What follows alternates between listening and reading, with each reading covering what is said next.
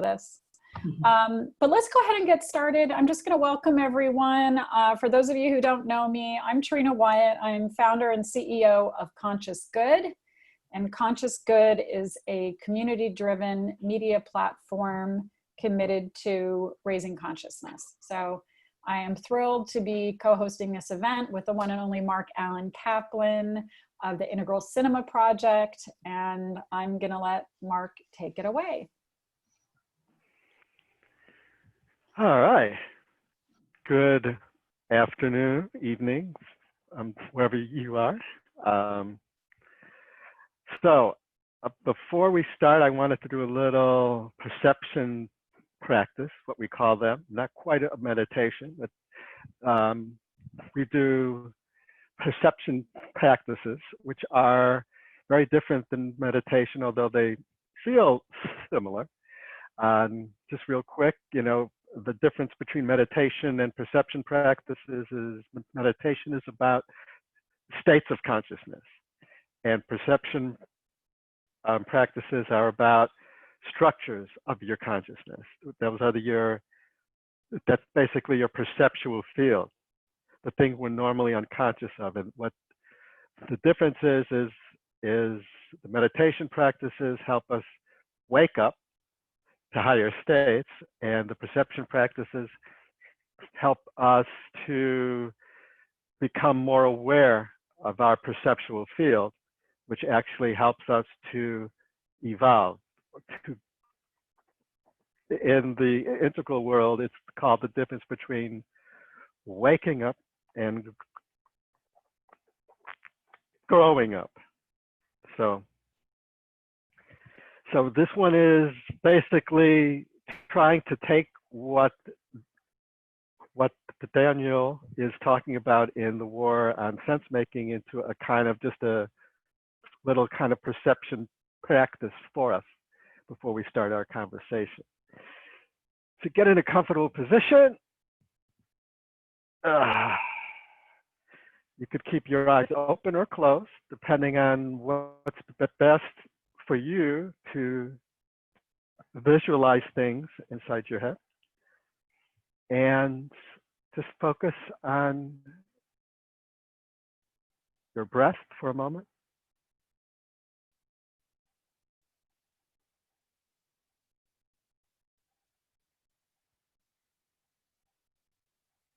Now, see if you could bring to your awareness something disturbing to you happening in the political sphere.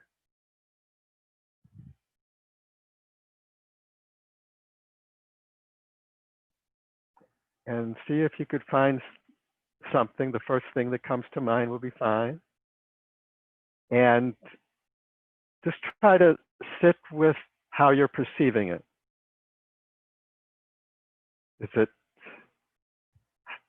What is it? What kind of feelings is it stirring up into you, and how are you interpreting it? How are you holding it? Now see if you could become aware of any biases you may have toward it.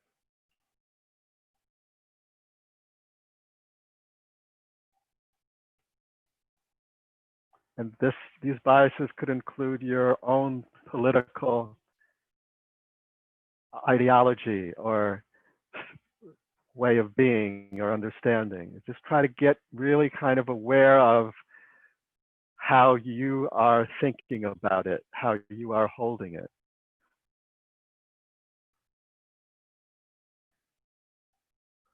Now see if you could imagine, think about the sources of information that you have received this information from about this thing that was disturbing for you. And see if you could start to discern the potential biases of that source or those sources.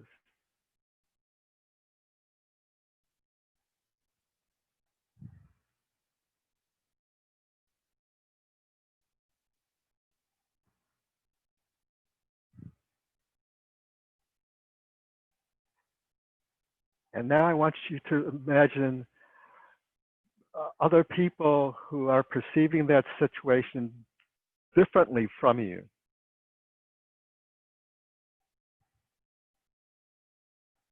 And try to feel into how they are thinking about it, perceiving it differently than you. But try not to hold that with a kind of attachment or aversion. Just try to just observe it.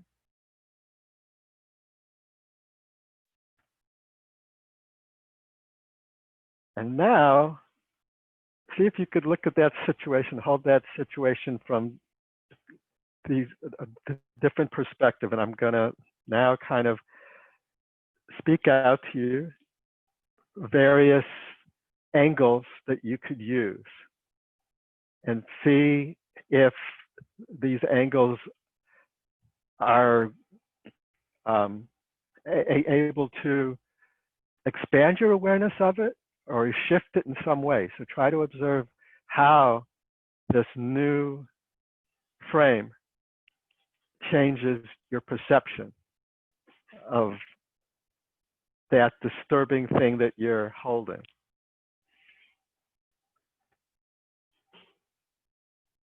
So here's, and if there's something that you automatically kind of resist or think, no, that's not, be aware of that. So the first frame I'm going to present is that what is happening right now in the world is what is a new form of warfare called nonlinear warfare or postmodern warfare.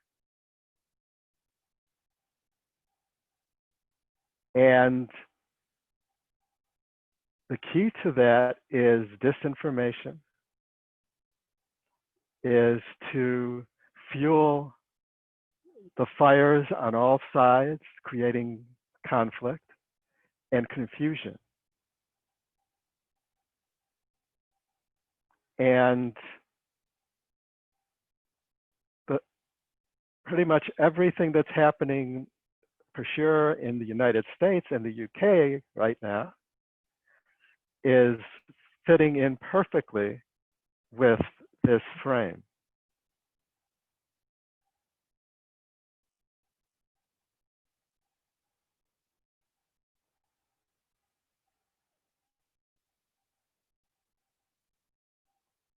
And how does that framing affect how you're perceiving the situation that you found disturbing?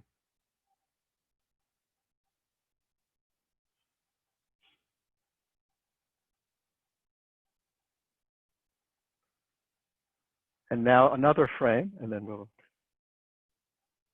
finish, but another frame.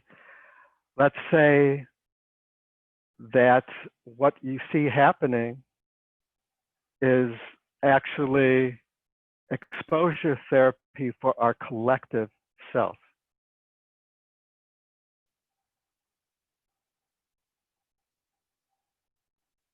And see if you can imagine how the situation you found disturbing could be perceived from that frame.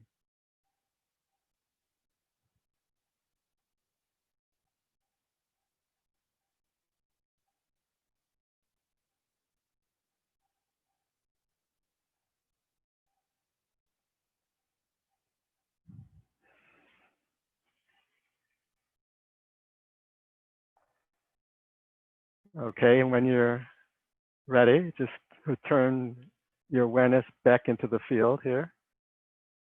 And I just wanted to say a few things about the war on sense making, and then we could open it up and come back to your experiences and all that. Just real quick, this is a sample of the complexity that we find ourselves in. And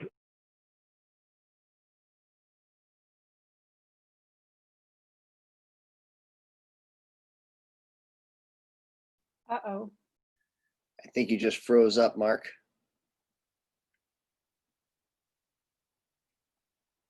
Maybe while we're waiting for Mark, we can reflect a little bit on what that perception practice brought up. Because I, for one, experienced this fear and anger and blame. And then when Mark said to reframe it, and, you know, this is happening in the US, UK, it was like, okay, I felt a little bit better. And then when I looked at it from our collective self, I was like, okay, this is part of the evolution of consciousness. So there you are, Mark, you're back. The age of disruption. Okay, I was just helping people reflect and sharing my experience What on I your said practice. was not good. Somebody didn't like that. Well, that's great. Well, why don't we just continue that? Oh, okay. Does anyone else want to share what their experience was in the perception practice? Or should we let Mark take on over the conversation? I guess. Okay. All right. So I will continue here. Let's see, where was I? Okay. So this long form versus the short thing. And it's also what we're talking about here is how do we, the big crux here is how do we make the shift in consciousness that's required of us? And talking about, and what everyone in the sense-making thing is talking about, is that we're in a new reality, an emerging new reality, which includes a call to have a different form of sense making. The old system of centralized information is been deconstructed and is deconstructing right now. And this is part of our big transition. So the transition is actually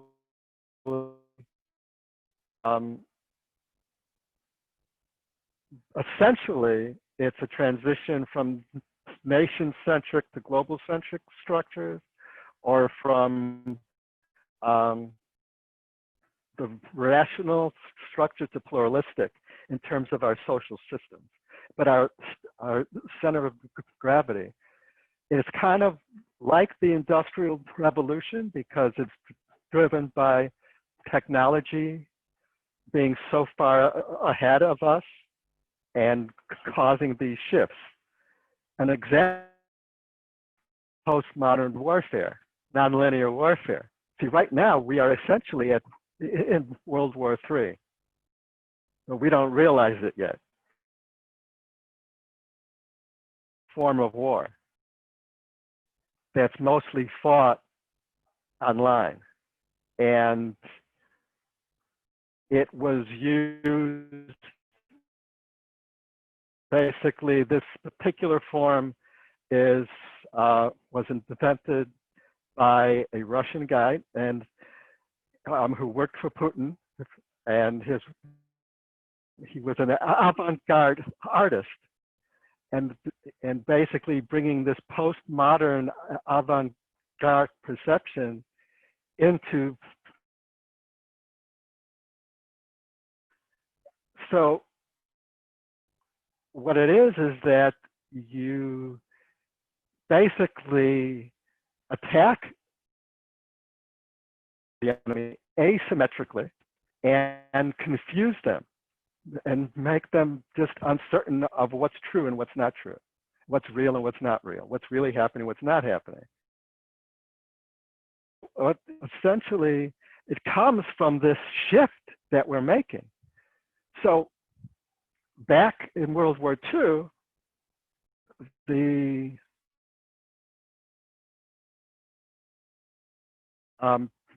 modern rational technologies for a tribal structure with a tribal purpose.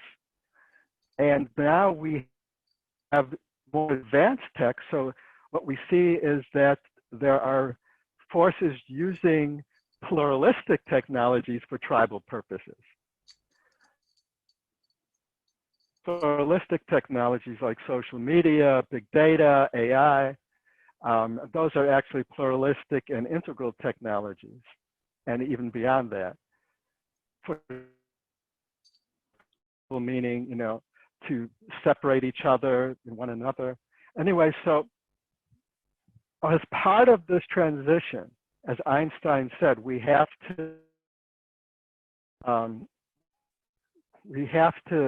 change our consciousness because we can't solve the problems we've created from the structure we've created them. We face this big shift. So how do we do that? And how do we shift our understanding? And what Schmachtenberger is doing, he's saying up front, what I'm saying is, he's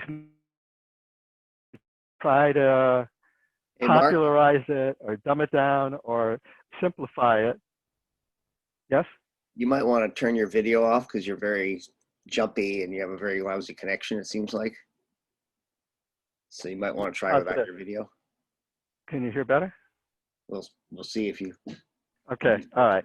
Try. Anyway, so what he's trying to do is model this advanced form of thinking and not try to limit it and try, and say it up front, that this is, and one of the interesting things they're doing, even though it's just a talking head, basically, is you'll notice that each segue is a field of numbers and letters going all over the place, and then the new topic emerges. Now that is a very simple It's a very what, thing, Mark? but it's also, we didn't hear it. You cut it's out. It's a very simple cinematic approach, very basic. But what it does is it actually represents what he's trying to say fundamentally and what we're fundamentally probably experiencing. And after he says some of this heavy stuff, we enter this field of like, oh my God, what's going on? What's making sense, right? So it's an actual visual representation of to make sense, and then the sensing emerges. So it's a field of nonsensical input that then becomes clear. So so what is good for filmmakers, anyways, media makers, is we could take a simple thing like an interview, and do a simple kind of visual motif pattern that represents what the person's trying to communicate and what we, the viewer, are experiencing. So that's a great example of that, what we call synchronization of the senses. Is there's a synchronization between the visual field and the text that he's delivering. So that, I just wanted to bring our awareness to that it's, and also that what Rebel Wisdom is doing is they're actually trying to do this long form, making available deep, heavy conversations with cutting edge people. And this is a movement that some say started with the intellectual dark web. Joe Rogan was one of the early kind of explorers in this realm, and everyone said to him, what are you, crazy? You're having 3-hour conversations, but became very popular. So there is this kind of simultaneous pull in media between these long form deep journeys and the fast quick attention grabbing fields. And that's part of this cacophony that we're in. So this postmodern world where we have all the information at our fingertips, and post-truth age, which is basically the deconstruction of centralized information and sense making, it's part of the big transition. Even the post-modern war that we're in is part of our transition. We're having to learn a new form of thinking. So, Mark, can you As talk we about go, this as the old system transition? deconstructs. Yeah. Yeah, you're just cutting out a little bit. Can you repeat what transition we're in? Sure. We are in a civilization-wide paradigm shift that is typically the last one we had at this scale was the Industrial Revolution, which included a political shift, an eco-technological shift, and just major shifts across the board. It also included a shift in our consciousness into the structure from the mythic or traditional structure. So simultaneously, the Industrial Revolution was a shift from one stage next of a paradigm, a major paradigm shift in all domains. We are experiencing a similar shift here, but the gap between the domains that are shifting is huge. So our technologies are 4 to 5 stages ahead of our the lowest structure of consciousness that has political power in the system. Our social structures themselves are, in the West, for the most part, are still rational industrial rooted, while the internet is a postmodern technology that is already expanding the world into a global situation where we have global scale problems that can't be solved with a nation system structure. So we have a kind of transition that is much larger, more expansive, much deeper, and much more complex. Last one. And fear is an automatic response to this kind of change as the old systems deconstruct. And we have a lot of reversion back to lower structures of consciousness. And this is kind of natural because we tend, when we're faced with great unknowns, we tend to fall back to the most stable structure of our consciousness. It feels the most safe. And that is the traditional mindset, because the traditional mindset has had 1,000 years of being the main structure of consciousness for civilization. The industrial age and rational structure is only a few hundred years old, and the postmodern is about 100 or less, you know. So that's basically, we're in a very complex situation, but fundamentally, what Daniel's talking about is the element of this transition is the sense-making shift. And it requires us to let go of our previous paradigms and structures. So even the way we're thinking, the way we're perceiving has to shift.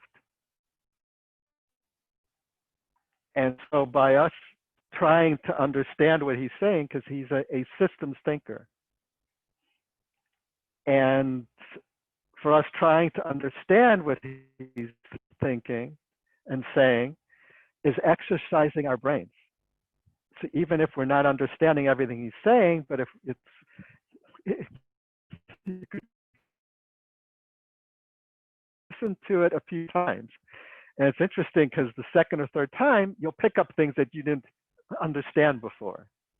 You'll start to, so, and if you listen to these kind of thinkers for a while, your brain will lay down the new neural pathways for you to understand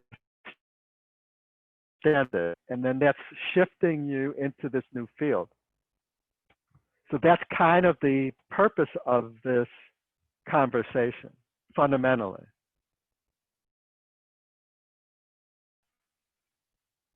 So now I wanted to open it up to people's experiences or questions or.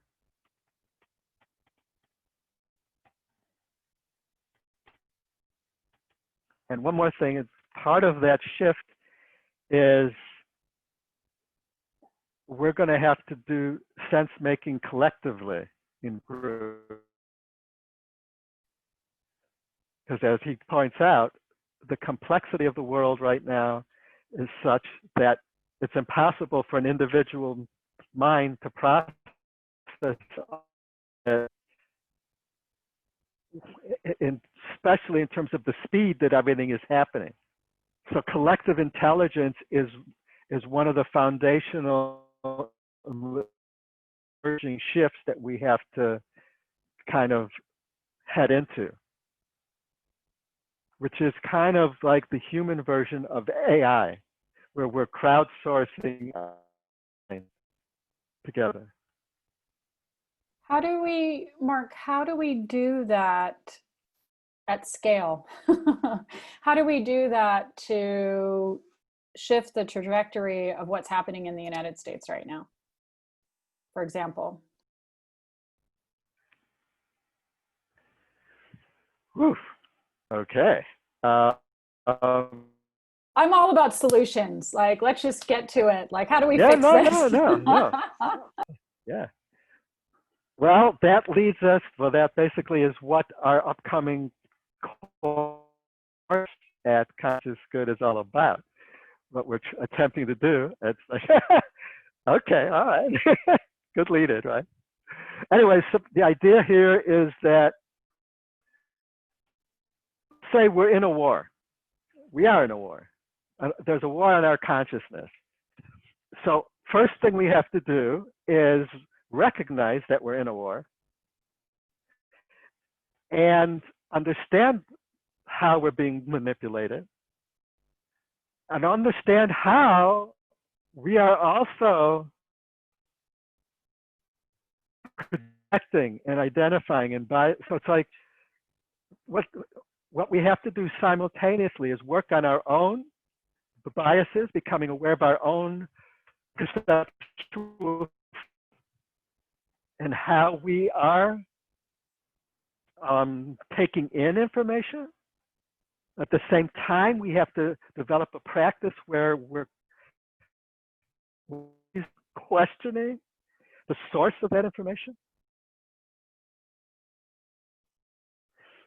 And we also have to see if we could unpack the context of what's happening.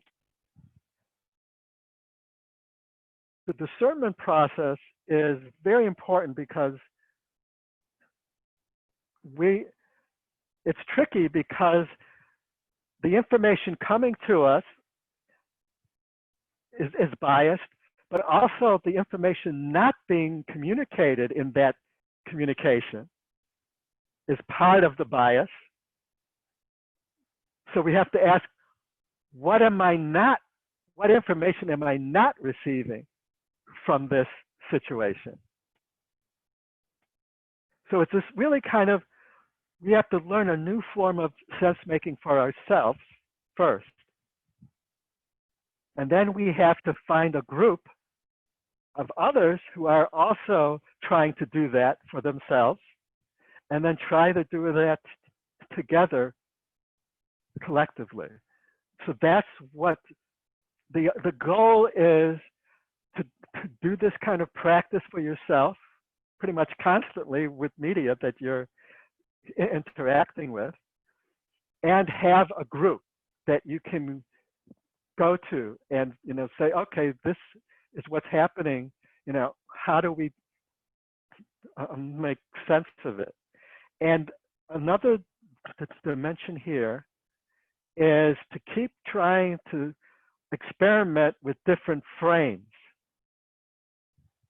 that we're holding situations with, and see if we can, say, is there a bigger picture here that I'm not seeing? And experiment with just looking at it, like what I like to do is experiment and looking at it from, from the different quadrants. In integral theory, we have 4 quadrants, and there is the subjective, our thoughts and feelings, our interior, individual interior. So how are we, perceiving and connecting and experiencing this? Then there's the objective, what's behaviors, what's the information that's happening, the actions and behaviors of ourselves and others, in that domain. Then there are the relationships, so what's happening here with language and culture, all right? So am I perceiving from a subculture? Is my field a subcultural field, or what is that? How is how is the language, affecting what's going? All these different dimensions, and then the collective is systemic. What are the, for example, you can go to the social systemic, where when people talk about structural racism, this is looking at the big picture, but from a social structure perspective. But when we talk about looking at the situation from the collective self perspective, that's a collective exterior space, but it's more in the field of collective consciousness. So these are ways that we could play with the information we're receiving. Basically, we have to recognize right now that every information stream is biased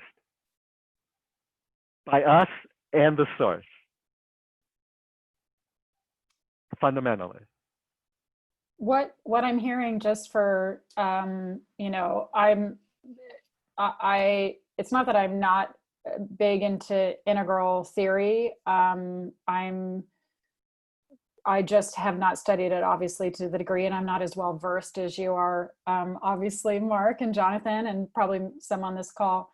So when we say that we have to create a collective around information and come together in groups to, to have that collective intelligence, I was thinking about, okay, if we were in a war and we were in, a town, and some people had, fruits and some people had vegetables, some people had fruit, some people had, petrol or whatever it is, that, hopefully we would come together and for the good of all, right? For the best. Right.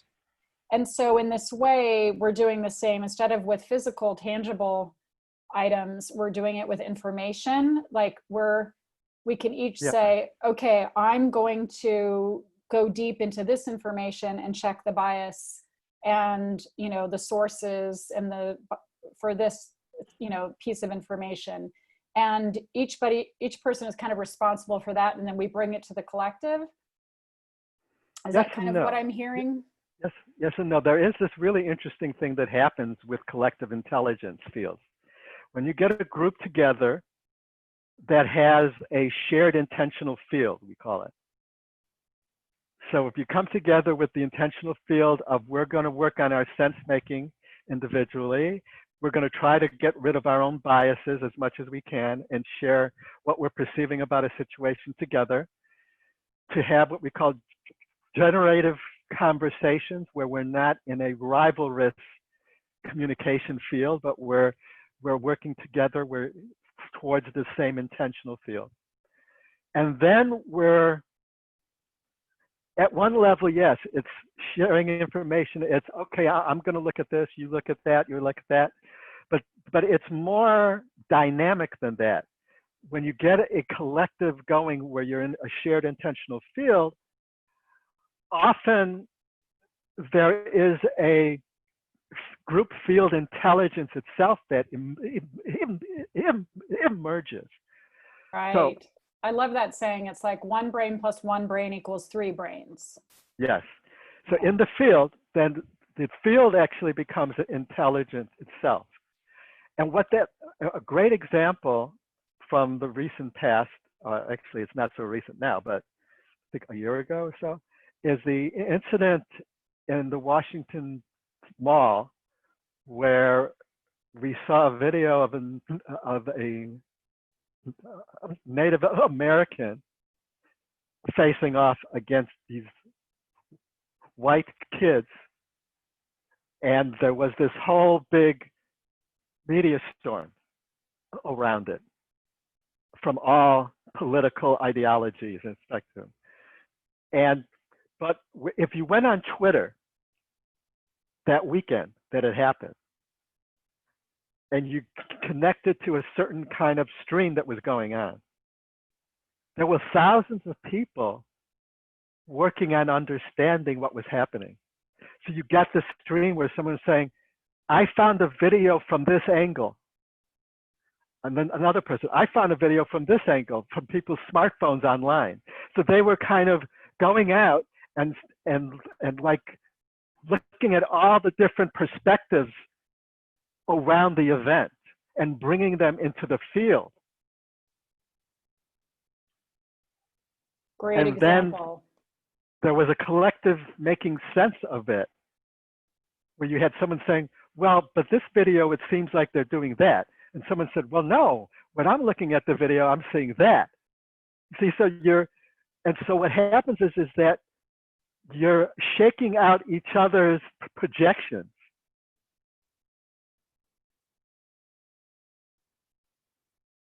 And so you're creating an actual collective thought process. So you see what's going on there? So that is the emergence of collective intelligence happening naturally within this transition. It is emerging naturally because of what's happening. But at the same time, it's a dangerous situation because this deconstructed information field is also being used as a weapon. So we're kind of in a race or a war between those who are using it as a weapon for particular interests, either political or economic, and those who are trying to use it for the transition and for finding the new way and to make sense of that war. So in a way, this is what we have to do, is we have to simultaneously make sense of the war on our consciousness and also model a new way in their process. So that's essentially what they're talking about here, is this form of sense making. And the key to it is that these collective intelligence fields work best with the widest diversity. So the more cultural differences, the more perceptual differences, the more political ideological differences in the field, you get more different perspectives to put into the collective process. Mark, have you heard of Imperative 21? I think I sent some stuff to George. I don't remember if I included you or not. Imperative 21 and UK 21. I've heard of it, but I haven't really looked into it. Yeah, I don't know much about it, but a friend who I trust, who is pretty well connected in Madrid and set up one of the first hubs in Europe, sent it to me. And he's involved somehow, probably with the group of companies who are looking at doing things more ethically with values. People like Unilever have worked very hard over the last 3 years on not just considering profits, but looking at the water shortage in the world and how they create their products differently, and that's become now one of the main drivers for a lot of their business. So they've shifted from just looking at profits. Now, what they're trying to do, as far as I can see, and I've only had a very quick look and I've not really talked to anybody, is bring together many, many groups who are all working. They're calling it reset. So they're looking at reset on environmental issues, a reset on the kind of dreadful politics we're suffering at the moment, a reset on the way that profits are made, a reset on, you know, big business, very few people owning everything. And I kind of like the idea because I'm involved in lots of different groups and everybody's kind of aligned in a way, but none of it's joined together. And unless we're going to get the numbers, we're just in the UK, we're heading for a real mess in the next 2 or 3 months. Same with the US. Yeah, we're on the skids now. So that's the key, is we need to do this quickly and at scale the best we can. So that's but that scale is not necessarily, you know, millions and millions or billions or whatever. It's basically one of the things about postmodern warfare is, and one of the things about the new technologies, the advanced technologies that make them so powerful, is that, and I believe Daniel talks about this, I'm not sure in which video, but it's the amount of people it takes to make major changes has been reduced to the point where a small group could make profound shifts. So, you know, it's like, you know, one viral video that hits could have a major impact. You know, so it's like, or one, you know, a group of 12 scientists can basically create a virus that would destroy humanity. You know, it's just, it used to take a whole nation state to develop major system-wide disruptions. But it's now, you know, much easier. It's a small group can have a bigger impact. But that said, there's a movement. There's a lot of different movements, all oriented around what you're talking about. So there's the Game B movement. There is this, like you're saying, this reset movement. What George Poor is doing with his latest thing, he's trying to bring together all of the groups. So there's a lot of groups, there's thousands of groups around the world exploring this new edge. And there are also probably hundreds or I'm aware of at least 10 or 12 initiatives that I'm aware of that are trying to bring them together. And so we could look at this as the collective field is, you know, it's starting to happen. And so whichever collective, so what it is right now, our collective self is in beta testing mode. We're beta testing. There's groups around the globe doing experiments. And then there are groups trying to bring together all the, you know, so this is kind of, we're beta testing this new way of being. And we're exploring it. So, and we don't know where the tipping point will be. For example, if we here in the US and the UK, we're somehow able to shift, let's say,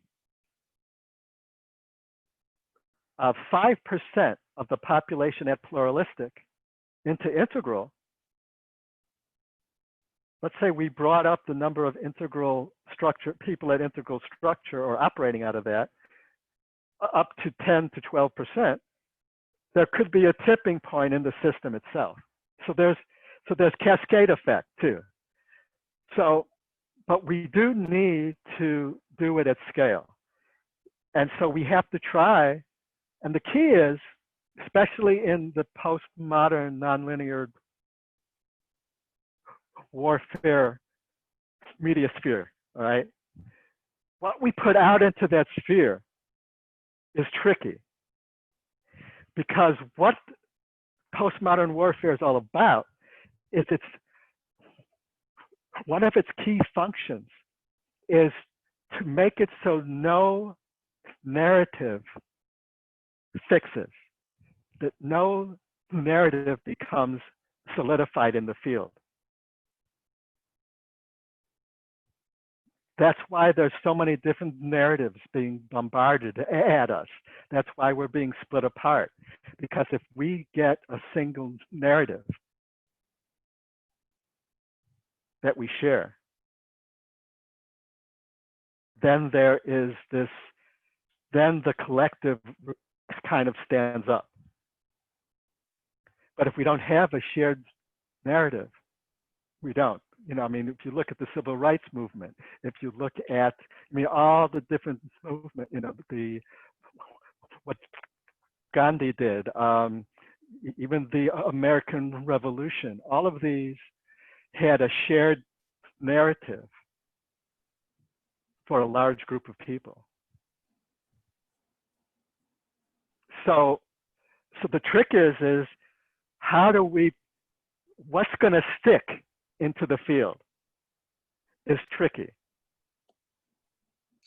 For example, right now in the US, there's a debate on the left whether the information that was currently released in Woodward's book that Donald Trump knew that the coronavirus was deadly and worse than the flu and all that, months before he said he did and all that. And then there's debate about that Woodward sat on this until the book came out is not righteous. You know, he's colluding with that situation. It's not so simple in a postmodern warfare field of war, because this sphere, what's designed is that the media sphere takes any kind of input like that and instantly turns it and spins it in all directions, so it won't take hold. So how do you input that information into the field is really very tricky. And so you could basically have tried it, you know, right from there, right when he discovered it, to put it out. But it was at a political time when that most likely would not have hit. And right now, it still may not hit. So it's very, it's a very complex situation, and it's asymmetrical, meaning that it's happening on multiple fronts, and we have this, our past construct of looking for a single enemy that's doing this is also not necessarily true, because right now, these technologies, this new post-war technologies is out there for anybody to use. And there are multiple actors with the power to use them and the resources to use them at scale. for various purposes, either financial gain or political gain. There's no way for us to know if there's a single, like if it's Russia, but then again, yes, this is a Russian technology, but it's open source. It's out there. So it's, you know, just saying it's a Russian takeover is really not thinking, it's not really understanding the field of war that we're in. And so how do we make an impact in an asymmetrical battlefield in the media sphere? It's really what we're doing in our collective. We've been working on trying to do collective sense making with our group, and also to tap into reading the collective field itself. So our hope is with what we're doing is by tapping into that, we may be able to tap into where there's a opening in the field. So this is all new. You know, this is a brand new form of war, and it is happening on all fronts, and it's happening, you know, basically across the planet. So it's global in scale. So essentially it's World War III, and we're in the middle of it. So that's basically the key, just to go back to the main question. You know, these groups, trying to bring together the groups is important. And it's part of that evolutionary field that we're trying to push through as a collective. And so if you feel called to a particular one, you know, it's important for you to follow that call, you know. So, but if you don't have one, you want to be starting one. So for example, you know, if you don't have one that's calling you, you know, to start seeing who do you know who around you, to reach out to try to get people who share this intention of trying to make sense of the field. Now for media makers, there's an extra responsibility here. And that is, besides understanding how we're being manipulated, what we put out into that field is very important and is not inconsequential. It's very, if we are not aware of our own biases and not aware of the biases of our sources, we're going to be extending, we're going to be operating as tools in the postmodern war. We're just, you know, becoming channels for the disinformation field. So we have to wake up to this, really work on ourselves in that, and we have to, what we're doing, what we're experimenting with our courses, we're trying to experiment with collective intelligence rooted filmmaking, media making, where you have a collective intelligence sense making team that you bring together on individual projects that you bring together from the beginning stage. So it's not just that you're in a shoot with a crew. It's that you bring your ideas into the field, and the field works, helps you. So it's like each person, let's like say what we've got going is a team of media makers, each working on their own project. And they come together and talk about their projects, what they're learning, what their struggles are, and helping each other kind of work through that, work with, like, so reflect back. So what is your intentional field here? You know, and I'm not understanding that. So it's like so, and then trying to also tap into the collective field. So basically, this is what we're this is what we're trying to teach.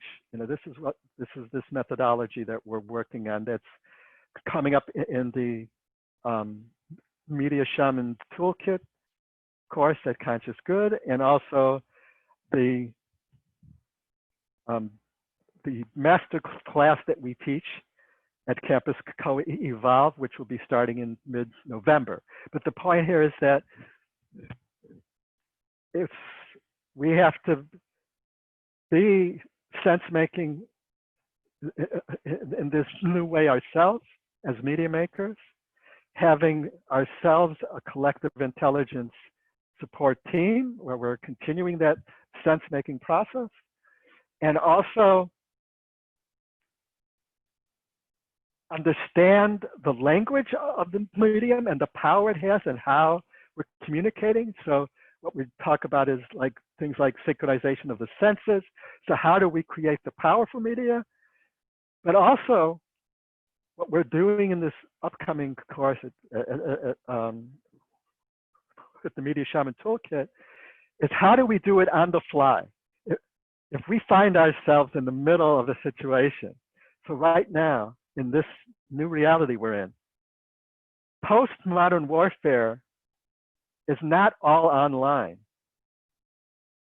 It also directs into the streets. So for example, you'll have what happened in Minnesota, where you had protests starting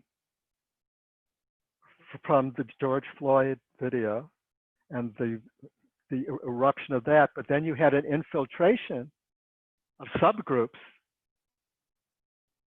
trying to disrupt the field, trying to cause property damage, and trying to stir up violence to create a different situation, a different field, and then creating a new narrative around it. That is a classic postmodern warfare move that has been done all over the world. The Russians did it in the Ukraine and in Crimea, and and it's not even that direct. It's like you basically feed the fears and energies of all the different subgroups and increase their separateness and projection onto each other, and then it disrupts into the physical reality field. So that is kind of key. We're just about at 1 o'clock, so I don't know if we want to open up to questions. Yeah, let's open up to much more comments. I was just going to say we can also talk about things like QAnon, which is sort of a collective intelligence field, but it seems to be one that could be a psyop. It's hard to know whether it's being manipulated by an outside group or whether it's just a bunch of grifters who are making money creating a phony conspiracy theory, or it's hard to know what Actually, I've been researching Zurkov's philosophy. He's the one who invented this particular form of warfare that's being used here in the US and the UK, and I believe everywhere else too, in variations. Is QAnon is right from the playbook. It's you create a niche narrative, and what that means is you take you look at a certain subgroup of your population, and you target them with a narrative that actually has a specific purpose of preparing them to support another phase of the war. So for example, the QAnon is a beautiful kind of postmodern psyop here, because it's basically preparing a group of people to support what in classic in the authoritarian takeover playbook, what comes after the second election is the trials where you bring all your political enemies to trial, and you basically destroy all past ideas of, you know, it's like basically you turn all your political enemies into criminals. And the pedophile thing is actually right from the Zurkov. So the QAnon is right out of his playbook. Anonymous has declared war on QAnon, by the way. Good, finally, yeah. Yeah. So no, QAnon is really straight from his playbook. You know, direct. So Tom had his hand raised as well. So Mark, you may explore it in the Media Shaman Toolkit, but so along with being very conscious of media that we are making and putting out there, how, given the war on sense making, how can you influence what's going to happen to it once it's out there, so it doesn't just get sucked into the war and manipulated, or just get disappeared, basically, or distorted? Well, here's the key, is you recognize that that is what's going to try to happen. If you are aware of the field you're putting it in, that alone, it's like, so then you look at what you're creating and you start looking for those pressure points. Obviously, you can't think of them all. But remember, if you have a collective intelligence team supporting you, right, that's the key here. You can't figure this out alone. So if you're collective, you got to get together and say, all right, this can be twisted this way. This could. So that's why you got to be holding the bigger picture. So, you know, it's this whole thing of understanding what you're bringing, your filters, your perceptual field, you know, the input you're getting and what you're trying to share and the field that you're putting it into. So you can't change the fact that you are trying to put input into a postmodern warfare battlefield. It is what's there. But if you understand the battlefield, see, if you don't know there's a war going on, and if you don't know the tools out there, then, you know, your odds of having an impact are not going to work. But with that knowledge, then you can then reflect on, all right, so let's imagine this work going out into that. What would happen if, you know, so it's like, so you try your best you can with your collective intelligence support team to find a way to speak into the field with as much potential impact as possible that you can figure out. But again, it's, you know, but just once you understand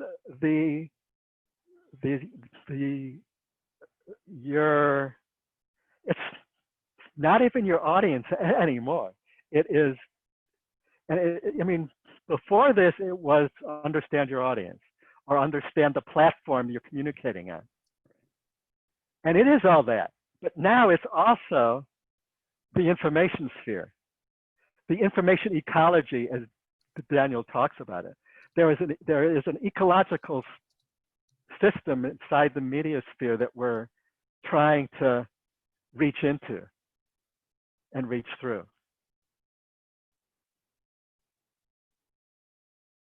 So partly you have to use the integral trope. You have to transcend and include. Correct. In this work. Absolutely, across the board. Yeah. Yeah. Thank you. Yeah. Any other questions before we sign off? You can try turning your video back on if you want, see if we can see you before you. Right, before we say goodbye, this is such a huge topic. I mean, first of all, thank everyone for jumping into this and making it a priority, because it is. I can't think of anything more important at this time in history of our, you know, of us on the planet. And what I loved about what I can't pronounce his last name. What he said, what was it? Daniel Schmachtenberger. I mean, Daniel. Yeah, Daniel. I'll just refer to him as Daniel. Is that, you know, we can't let ourselves get lazy.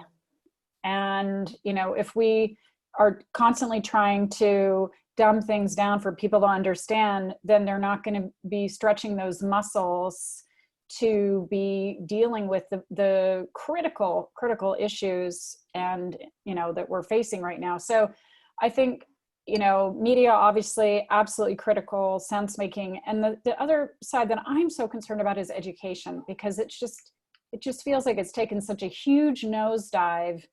And I know for those who are economically advantaged,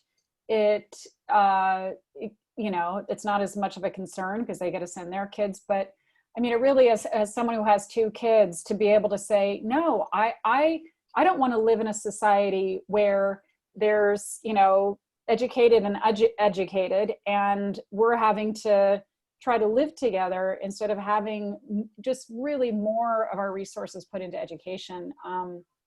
So yeah, there was so much that I loved about what Daniel said. And again, I think part of what we can do is not shy away from dumbing it down, but realize, okay, maybe we need to hit pause, digest, think, figure it out for ourselves, then hit, you know, continue and get into groups like this and just really have that dialogue, have the dialogue happening is so important. Raising awareness, talking about it, and inspiring action in steps that are possible. I think if we look at impact as we need this huge impact, you know, all of us freeze and you know, are, you know, feel a little hopeless. But if we can create a pathway that is, you know, one step here, another step, okay, I think we'll be more successful. So thank you, Mark. Thank you, Jonathan. Thank you, everyone who joined us today. Mark, Jonathan, if you have any comments to wrap this up. I think more scary for me is the complete apathy amongst people in the UK.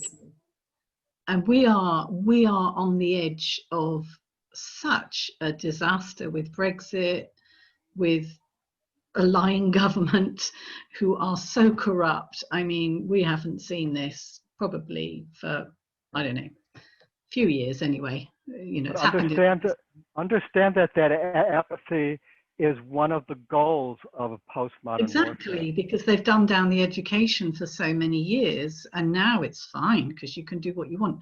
But dealing with, or just having conversations with those people, not confrontational, just inquiring, and there's no interest that they will not be able to get food in their supermarket soon, potentially, if there's a no deal Brexit.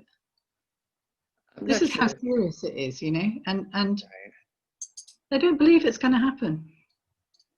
They just don't believe it's going to happen. They're so optimistic. They don't believe anything anymore. You know, right. In the US, I don't know that there's apathy so much as kind of a learned helplessness and hopelessness and fear. People just feel like they can't do anything. I think that's why things are going to start to fall apart. I do think COVID in a way is a good thing because it is a pattern interrupt in our day-to-day lives, and people all for the first time began to say, oh wow, things could actually, this whole system is far more fragile than we realized. And that was something that I think a lot of people start to understand. That a lot of people start to understand the structural injustices as they see the COVID caste system, as it's been called. Rich people go off to their private weekend retreats, and upper middle class people just hunker down in their houses with their kids, and their good internet This is a service, major point. or people This is go a to work major every point. day during COVID. This is a But here major the- point that Jonathan's bringing up that I think is perfect for us to end on, in that what's happening in the world, I mean, even all the horrible things, is part of this transition, because we cannot, besides forging a new way ahead, this process brings up our shadow. We cannot cross the bridge with our old baggage as well. So what's happening is our collective shadow is coming up as well. Right. So what we have to do is, when we're seeing either the apathy or the polarization or the anger or authoritarian takeover or what's happening with the environment or how they're handling the virus or what the virus, it's like all of these are part of the exposure therapy for our collective self. It's like the deconstruction of the media is actually vital for the new sense making to emerge. But it's like, it's confusion. This new form of warfare is there's a lesson there. And there, in the pandemic, there's a lesson there that, like Jonathan was bringing up. So the key is for us to look at the negative thing we're looking at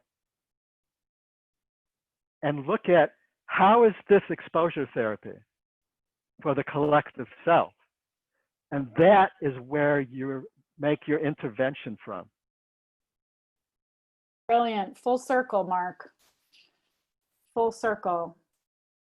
Thank you. Thank you. Well, I have to sign off myself. I encourage all of you who would like to stay to do so. This is definitely a topic we could be talking about for several more hours, days, weeks. And I'm sure we will, right, Mark? Yep. Okay. Thank you so much, everyone. Thank you. Okay, so a few more minutes. Anybody want to, have anything else before we all sign off?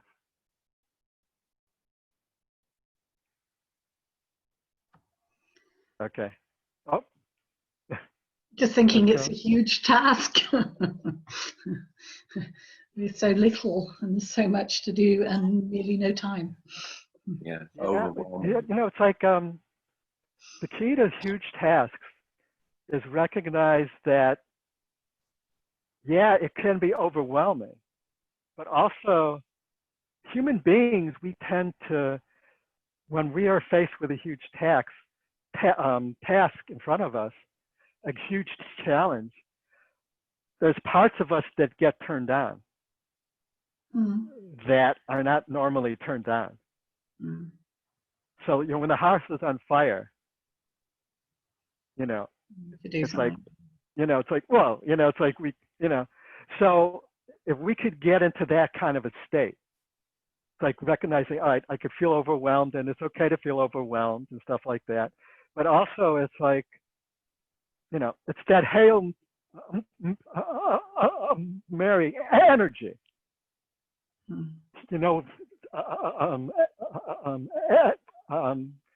people who are on sports teams understand, that when, it's like, third down, 10 yards to go, whatever. It's like, that whole thing, you could tap into this higher purpose field, a passion field, where, and yeah, it's humongous, the task. But the upside now is, potential upside is that to counterbalance, or it's the good part of the human tendency to not react to a crisis unless it's right in front of you. And so especially with global warming and climate change, is it's not right in most people's faces. and therefore it hasn't been getting dealt with. But maybe one of the upsides of what's happening now is it's getting to that point where it is going to call that kind of response out. Yeah. If you look at the Industrial Revolution, I mean, the history books just talk about, oh, we went from this technology to that, or this this economic system to that, right? And it seems, oh, well, that was pretty easy. But then when you look at what actually happened before, during, and after that shift, it was intense, man. And it was like, we could have lost it. It's like feudal empires did not go down without a fight. This was not an easy shift. And none of these shifts are easy. Our mission is really, as media makers, is to try to alleviate as much suffering as possible while supporting us in the transition. That's all we can do. And we can try to help us veer, towards the survival side of the scale, as opposed to the destruction side.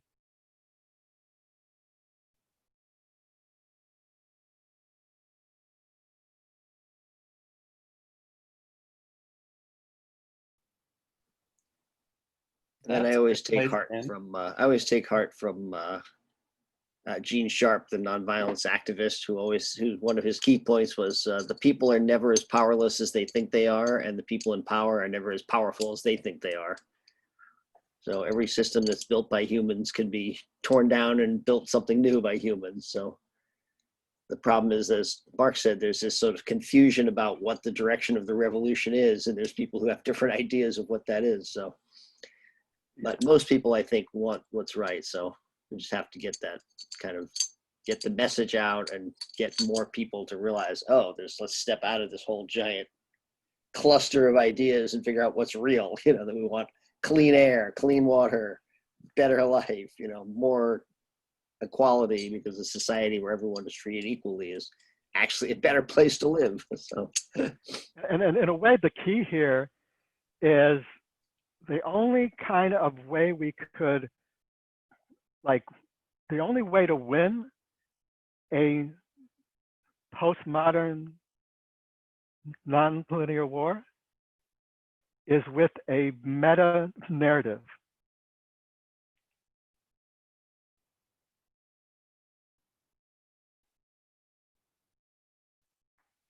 That includes it.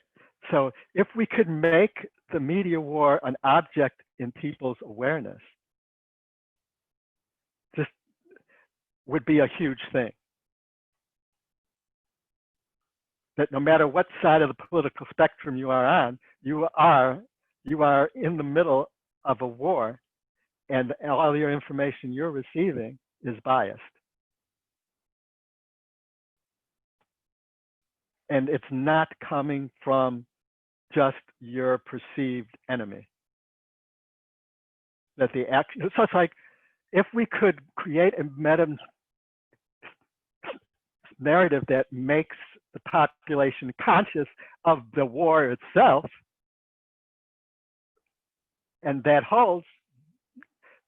Now, this is just a theoretical kind of concept here that, theoretically speaking, this is a postmodern war.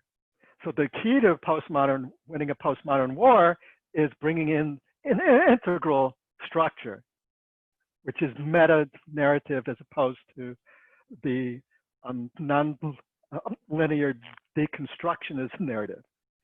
So postmodern is based on deconstructionism and non-linearity and relative truth. And so the only way to transcend that is, this is a beautiful example of transcend and include, right? So you basically take the postmodern warfare field and transcend it by including it in the perceptual awareness. So the second it becomes an object in our awareness, we have transcended it and included that it's included in our awareness. So it's a great example of the transcend and include dynamic at work. So now the big question is, how do we do that? How do we make this meta narrative, and how do we make it go viral and quickly? Jonathan, you're muted. Okay. Seek a meta narrative, I was saying. That's a good line to hold on to, as you say, because everyone is in a narrative, but if you step out of it and seek the meta narrative, figure out what's actually happening. Encourage everyone on the left and the right to step out of their narrative construct fields. Yeah, it's not as simple as left or right either anymore. It's like No. See, that's one of the different narratives. That's the complexity of it. One of the goals of postmodern warfare is to not only polarize established separate ideologies and subcultures, but to actually target, and isolate as many individuals from each other as possible. So it's not even just, so family, destruction of families is essential, is a part of this. So it's like using the polarization of ideologies and subcultures down to the personal, interpersonal domain is one of its targets. So everything that's happening when you hold this frame makes perfect sense. And everything that Donald Trump says, it's like, in terms of the left, they don't have a clue, what's going on, even though that information is right in front of them, And so we have politicians mostly on the right using this technology very adeptly, and the left really is not very adept at it, which is fascinating because they're at the postmodern structure. But in a way, that is why it's been weaponized against the left. And that's why the left can't fight it. See, the postmodern structure can't win a postmodern war because they're inside of it. They're inside of the postmodern field.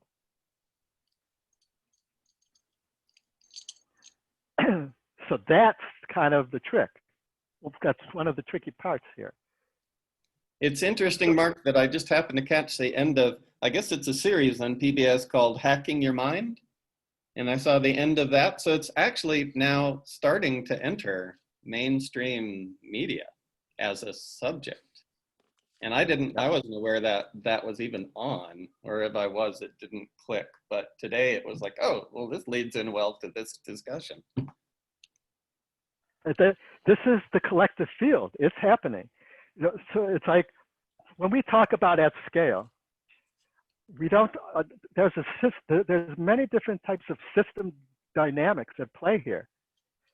So if you really imagine that each of us is an individual cell in the collective self,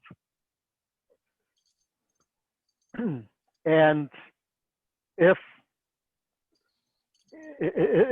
the latest neurological construct that consciousness is a quantum phenomena is correct, it would mean that consciousness is beyond space and time. So what we need is really, if we could get a certain amount of cells in the collective organism at a certain stage or perceptual field, that's where the tipping point is. You know, we often think of the tipping point in terms of, oh, we need so many people for that shift in political power.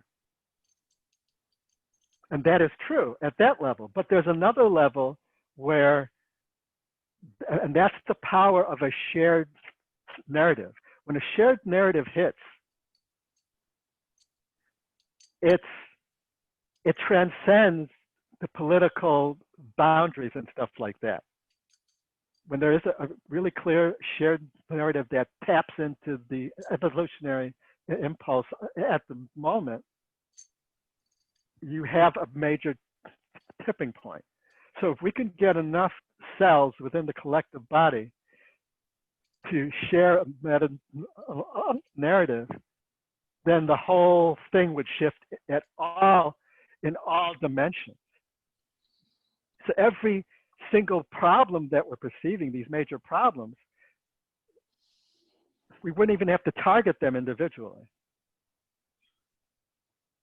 If we could make the leap in consciousness for a certain number, certain percentage of the collective field, those shifts would happen automatically. But again, the trick is how to do that. We're in an unknown zone. This has never been done before. Sorry, Mark. I was just thinking, can this be done through humor? Because especially in Europe, there's a hell of a lot of, you know, Trump is so ridiculous and stuff he says, and people can very, very clearly see it here. It's not really an issue. You know, if they but were, that's an illusion. Trump is not ridiculous at all. No, I know, but for here, he would never get elected. You know, if you were in Belgium or Germany or Italy even, there's no way. But see, this is the here thing is, Trump is the personification of the American shadow. Yeah. That's the target. So each country, each culture has its own shadow. Okay. And postmodern warfare targets that. Targets specifically the cultural field's shadow. Yeah, we have an equal idiot here. I'm not saying the UK, but I'm saying other countries. So while Trumpism outside the US may look, you have we've got an idiot a certain picture of it. Yeah. We here in the States, it's different for many of us because he's personifying our own collective shadow. So he is a perfect example is the report that he believed that soldiers who died at war are not really heroes. Mm. You know, it wasn't worth his time. Mm. That, it's like, you know, if it's true what he said, that's a great representation of the American shadow, which is, you know, this kind of basically shareholder profit capitalist, the idea that everything is about profit and what this will profit for me is really kind of part of the American shadow.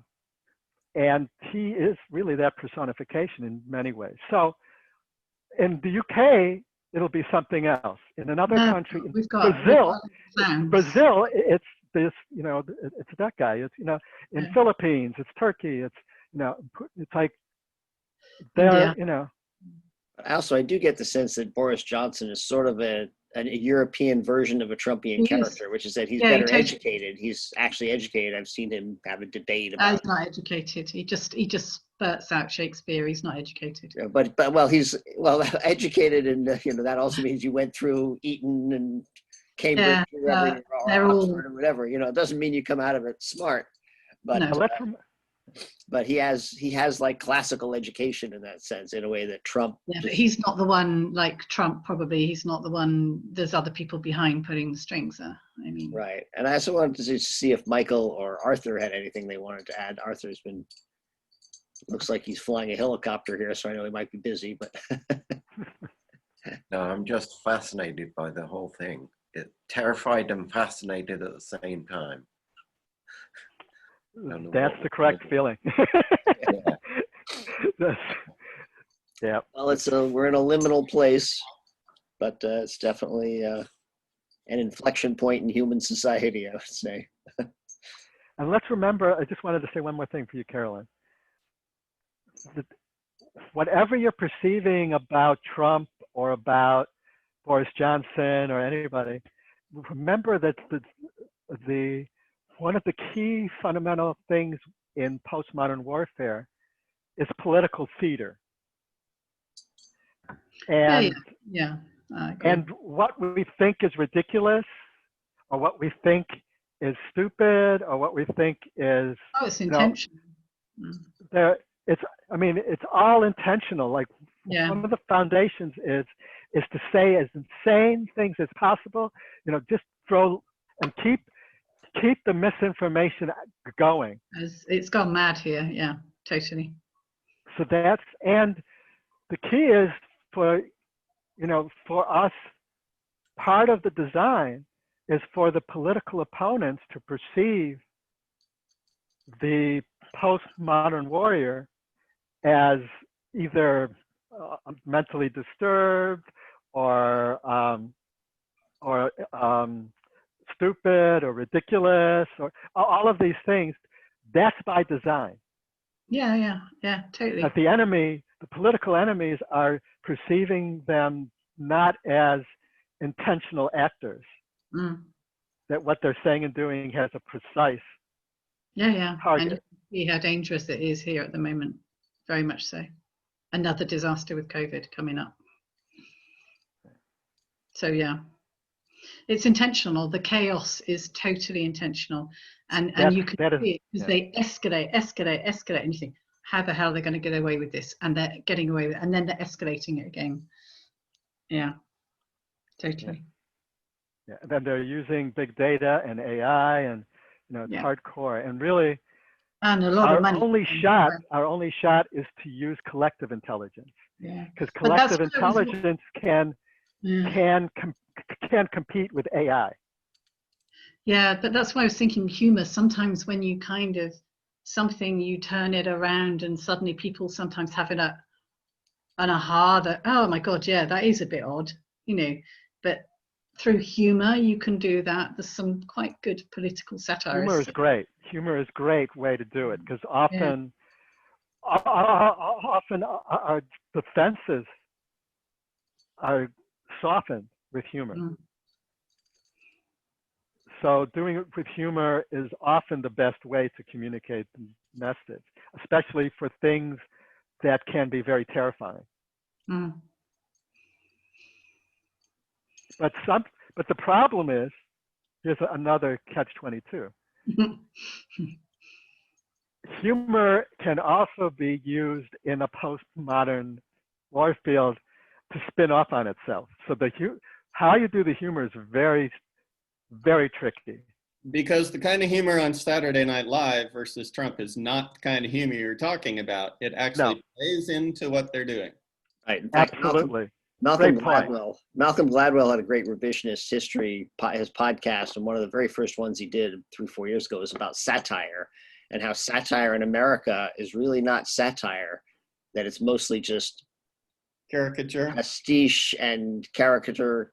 Right. So Saturday Night Live is not actually endangering structures of power the way satire in other countries. And he had an example in Israel. There was some pretty terrible thing where 150 soldiers were killed, Israeli soldiers, and some Israeli show did a game show in which they had 150 soldiers in the audience, and as the wrong answers came, the soldiers' lights went out on each of them. So in a way, they were depicting the death of these soldiers as satire, and that is satire with bite.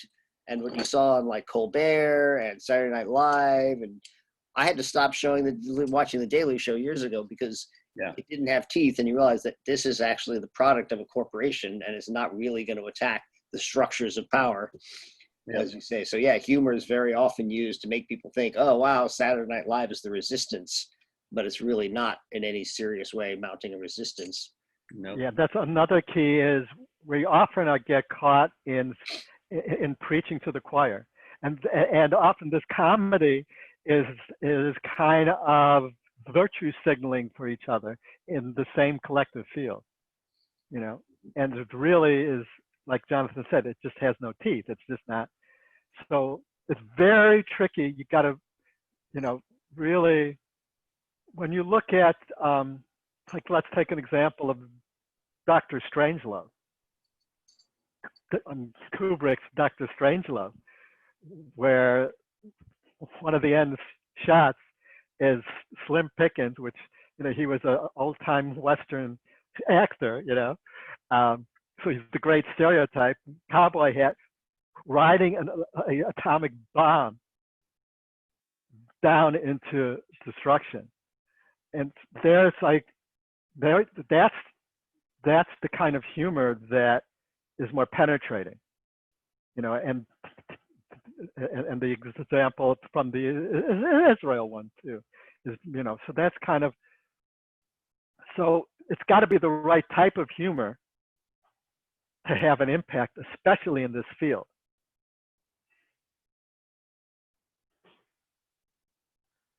And the trick is to reach across the structures of consciousness.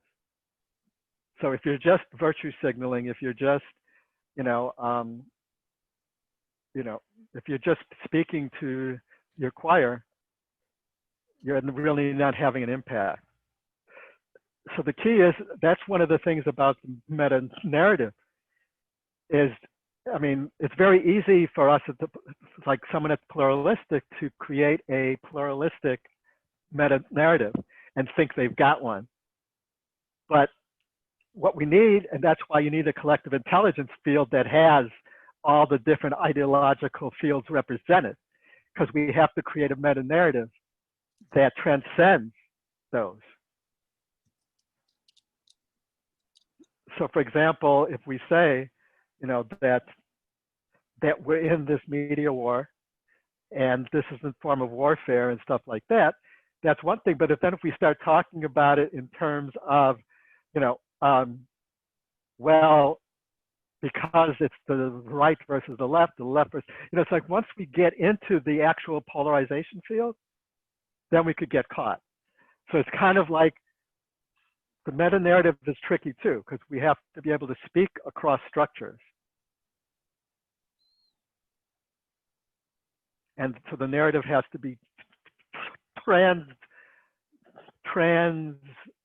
developmental in terms of speaking to all developmental stages. Basically, each stage has to have an access point into the meta narrative for it to have an impact. Which is what the video class coming up and the big class are all about. Like a good place to wrap it up. If you're interested in more, you can check those out. The Media Shaman Toolkit hopefully will be out sometime in the beginning of October, and the main class. And we're going to have a free live interview with Betsy Chase to talk about all the upcoming courses and about all of this stuff, you know, to help too. Cassie is one of the co-founders of the Conscious Good Network and is the producer and one of the directors of What the Bleep, that film. Yeah, that should be fun. Any last thoughts? We should probably wrap this up for you.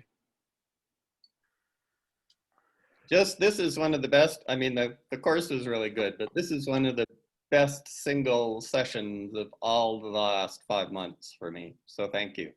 Oh, fabulous.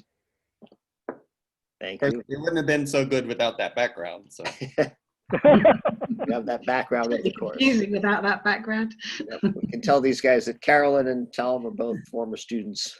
Yeah. Yeah. Thank you everyone for being here. Thank you, And Mark.